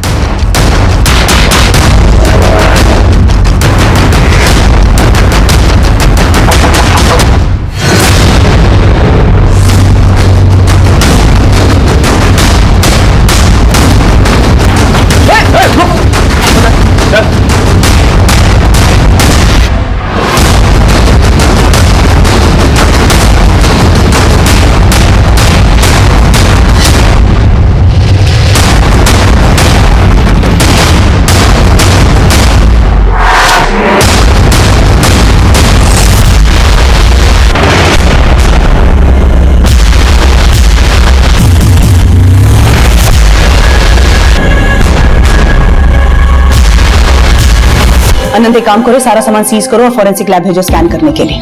हो सकता है इस बोरी में बॉम्ब बनाने का सामान सप्लाई हुआ है। ये देखो, इस पे ये कुछ चिपचिपा क्रीम लगा हुआ है। उनसे कहो कि पता करें कि एग्जैक्टली ये है क्या। हो सकता है हमें उस एड्रेस का पता चले जहां से बॉम्ब बनाने का सामान लाया गया है। ठीक है? हाँ, जागरण मोर्चा दल के गोपाल स्वामी को मारने का प्लान था हमारा, क्योंकि वो हमारे लोगों और हमारे मजहब का गुनहगार था। मजहब के नाम पर नफरत फैलाकर हैवानियत करके गुनाह तुम लोग कर रहे हो। तुम लोगों को तुम्हारे गुनाह की सजा मिलके रहेगी। गुनहगार तो तुम भी हो, सजा तुम्हें मिलेगी। बस कल तक का सब्र कर लो। क्या होने वाला कल बताऊंगा। कल क्या होने वाला? अपनी आंखों से देख लेना, लाइव टेलीकास्ट।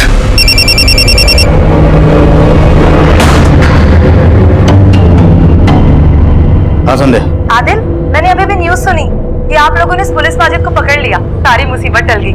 मैंने जो देवास रानी मंदिर में मन्नत मांगी थी ना, ये सब उसका ही फल है। हमें दर्शन करने जाना ही होगा। संध्या, आज नहीं जा पाएंगे। काम के बीच में ट्राई टू अंडरस्टैंड। तुम अपनी इबादत करो, मैं अपनी पूजा करती हूँ। मैं खुशी को लेकर मंदिर जा रही हूँ। अच्छा सुनो, ध्यान से जाना। पुलिस माजिद से हम ऑनलाइन गेमिंग थ्रू मिले थे। उन्होंने हमने समझाया कि हम और हमारे लोग खतरे में हैं और हमारा फर्ज है कि उनकी हिफाजत करें। हमें सिर्फ ये कहा गया था कि अलग अलग लोकेशन पे बॉम्ब प्लान करना है। बॉम्ब का सामान भी खुद पुलिस माजिद ने अरेंज किया था और कहाँ से लाया था वो हमें कुछ नहीं पता। हम उनकी बातों में आ गए थे। सर, मैंने दोनों लड़कों का बैकग्राउंड चेक किया, उनका social media account, call record सब स्कैन किया। कुछ भी सस्पिशियस नहीं मिला सर। शायद ये दोनों लड़के सच बोल रहे हैं। इस पुलिस माजिद ने इन दोनों लड़कों का ब्रेन वॉश किया होगा और इन सब चीजों में इन्वॉल्व किया होगा। मैं कम सर? सर, ये फॉरेंसिक रिपोर्ट आ गई है। माजिद के घर से जो बैग मिला था, उस बैग में जिलेटिन और नाइट्रेट पाउडर के ट्रेसेस मिले हैं। नेबर्स ने भी कंफर्म किया है कि उस बैग को माजिद ही अपने साथ लेकर आया था। और बैग के अंदर वो जो चिपचिपी चीज थी वो क्या था? सर, वो चिपचिपी चीज आयुर्वेदिक लेप है जो हड्डियों को जोड़ने में इस्तेमाल किया जाता है। मैंने पता किया है, यहाँ से कुछ ही दूरी पर देवास में एक हॉस्पिटल है जो इस तरह के इलाज के लिए फेमस है। वहां भी सर कुछ इसी तरह का लेप यूज किया जाता है। देवास यहाँ उज्जैन से तकरीबन 36 किलोमीटर दूर है। कहीं ऐसा तो नहीं कि माजिद ने अपने कुछ लोगों को पहले ही यहाँ रखा हुआ था, जब वक्त आने पर उसके लिए काम कर सके? Sleeper cell. एक काम करो, देवास जाओ, वहां जाकर ग्राउंड इन्वेस्टिगेशन करो। हॉस्पिटल में पिछले 6 महीने के पेशेंट्स के रिकॉर्ड निकलवाओ और चेक करो उन पेशेंट्स में से किसी का क्रिमिनल रिकॉर्ड है या नहीं। Okay sir. संयुक्ता, इस माजिद का मुख खुलवाओ किसी भी तरह से। Sure sir.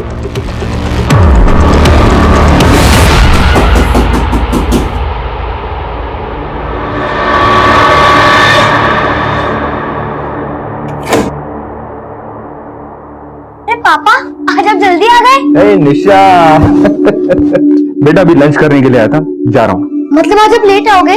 आपने मुझसे प्रॉमिस किया था कि आज आप जल्दी आ जाओगे। ठीक है मेरी नटखट, मैं ट्राई करूंगा।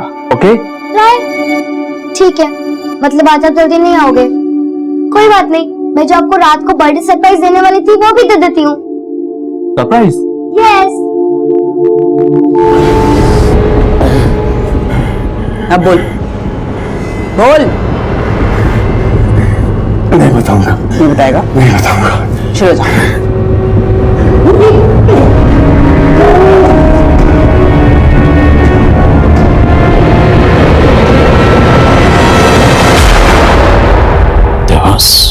मैंने जो देवास रानी मंदिर में मन्नत मांगी थी ना, ये सब उसका ही फल है। हमें दर्शन करने जाना ही होगा।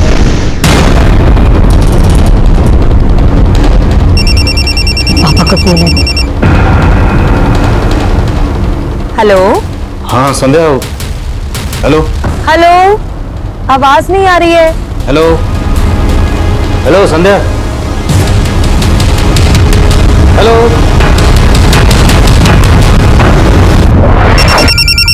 हाँ संध्या। सर, मैं आनंद बोल रहा हूँ। हाँ आनंद बोलो। सर, मैंने यहाँ डीओ के अस्पताल में पिछले 6 महीने में आए सभी मरीजों की लिस्ट खंगाली है। तो सस्पेक्ट मिला? संदिग्ध तो नहीं मिला सर, लेकिन माजिद के घर से जो बोरी मिली थी जिस पर लेप लगा हुआ था, यहाँ के डॉक्टर ने बताया कि उस तरह की बोरी यहाँ एक आदमी लेकर आता था। कौन आदमी? राजेंद्र नाम है उसका, सब्जी वाला है। पिछले कुछ महीनों से अपने बेटे के इलाज के लिए आता है। अब माजिद के घर में इस राजेंद्र सब्जी वाले के बैग का पहुंचना या तो महज इत्तेफाक हो सकता है, या फिर यह भी हो सकता है कि यह राजेंद्र सब्जी वाला देवास में माजिद का कोई स्लीपर सेल है।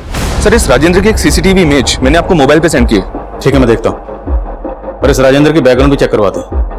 तब तक तुम अपनी पूरी टीम के साथ इसके घर के आसपास डटे रहो, नजर रखो उस पर। Okay sir.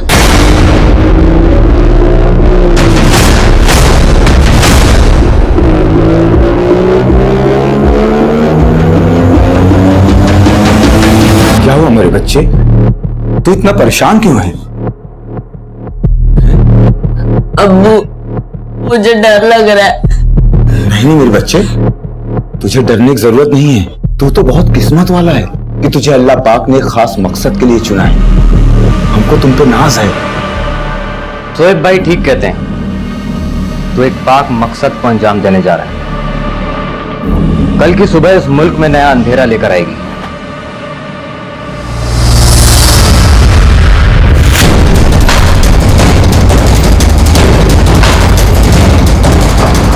साथ साथ तीसरे माले पे बीच वाला घर। 4 लोग मुझे यहाँ चाहिए ऊपर। ओके, एक स्नाइपर मुझे यहाँ से दूर चाहिए। दरवाजे पर निशाना लगा के रखना, और 2 लोग मेरे साथ आओ। बच्चों को, औरतों को, सबको बाहर निकालना है बिना शोर मचाए। चुपचाप मूव।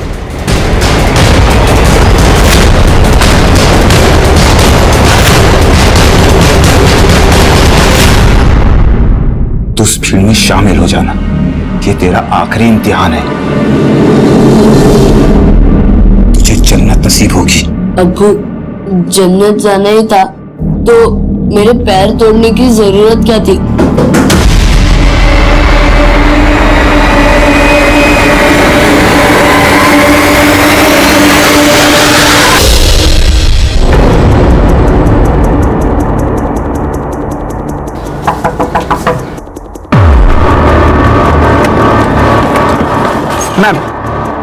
मैम, हमारे हिसाब से वो लोग उस सामने वाले रूम में हो सकते हैं। ओके। हमारे 4 कांस्टेबल्स वहां ऊपर तैनात हैं और एक शूटर वो सामने वाली बिल्डिंग में तैनात है। Very nice. सब मैं यहाँ पे पहुंच चुकी हूँ। अलर्ट रहो। ये जो आदमी है इसका नाम राजेंद्र नहीं, इसका असली नाम है शोएब। जागरण मंच के ऑफिस में जो ब्लास्ट हुआ था उसमें शोएब का हाथ था, और आसपास की बिल्डिंग को खाली करवाना शुरू करो। इंस्पेक्टर अनंत इस काम में लगे हुए हैं। भाभी, हम लोग भी बातों में लग गए। देखो ना कितनी देर हो गई है, दिन भी चढ़ गया है। श्रीधर ने ना हम सबके लिए वीआईपी पास अरेंज किए थे मंदिर के। थोड़ा जल्दी कर लो ना भाभी। हाँ, राजेंद्र भाई साहब, आप भी तैयार हो जाइए, थोड़ा जल्दी कर लीजिए ना। जी बिल्कुल। दीदी आप चलिए ना, हम आते हैं। अच्छा ठीक है। हाँ।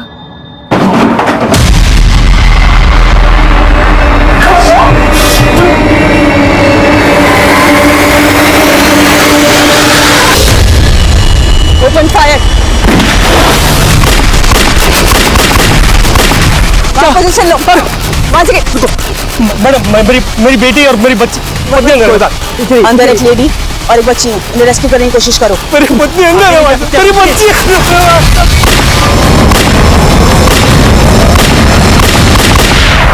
सर, अनंत को गोली लगी है। हैप्पी बर्थडे पापा, एडवांस में। Thank you so much. और ये तुम्हारा गिफ्ट ना मैं अभी खोल के देखता हूँ।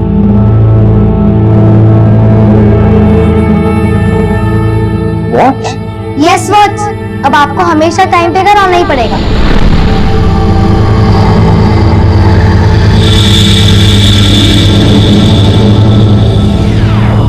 चल लो पीछे। किसी ने भी चालाकी दिखाई ना, तो ये फटा जला दूंगा, इस पूरी बिल्डिंग को शमशान में दूंगा। पीछे हो जाओ।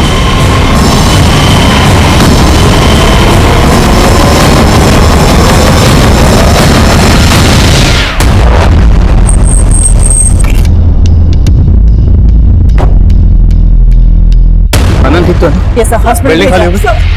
सर, मेरी पत्नी और बच्चे अंदर है सर। सर, इस आदमी की बीवी और बेटी इस बिल्डिंग में फंसे हुए हैं। हाँ, क्या? हाँ सर, ये राजेंद्र के हम पड़ोसी है साहब।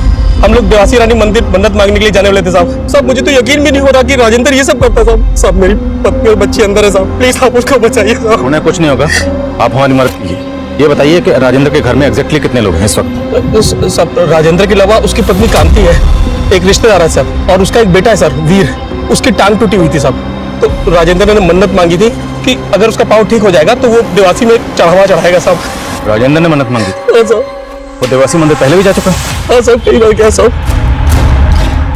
संयुक्ता, लगता है इन लोगों का मेन टारगेट देवासी मंदिर ही है। तो मैं काम करो, एक टीम लेकर फौरन देवासी मंदिर जाओ, वहाँ के ट्रस्ट से बात करो, उनसे कहो जितने भी श्रद्धालु हैं सबको बाहर निकालें और गेट बंद करें। संध्या वहीं है, let me talk to her. Okay sir.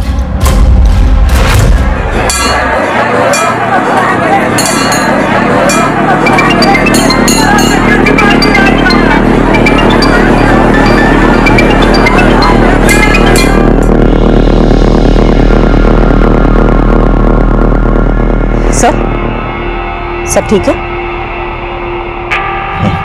Sir एक काम कीजिए, आप जाइए, मैं यहाँ रुकती हूँ। नहीं संयुक्ता, मेरी जरूरत यहाँ पर है। एक सच्चे सिपाही के लिए देश हमेशा नंबर 1 प्रायोरिटी होता है, लेकिन ये जो हालात थे वो काफी नाजुक थे। कॉलोनी में रहने वाले सैकड़ों लोगों की जान दांव पर लगी थी और मंदिर में मौजूद 1000 लोगों पर भी मौत का खतरा मंडरा रहा था। सीएसएफ के लिए बहुत बड़ी चुनौती थी, क्योंकि उनकी एक भूल का मतलब था माजिद के मंसूबों का कामयाब होना। 1 2 3 गो। मंदिर का नक्शा, तो इसका मतलब है इनका मकसद सुसाइड बॉम्बर के जरिए देवास मंदिर में ब्लास्ट करना ही था। हाँ संजू। सर, मंदिर से लोगों को सेफली बाहर निकाला जा चुका है। बॉम्ब स्क्वाड ने मंदिर का कोना कोना स्कैन किया है। It's totally safe sir. आपकी वाइफ भी सेफ है सर। हेलो आदिल। संध्या, तुम ठीक हो? हाँ मैं बिल्कुल ठीक हूँ। ठीक है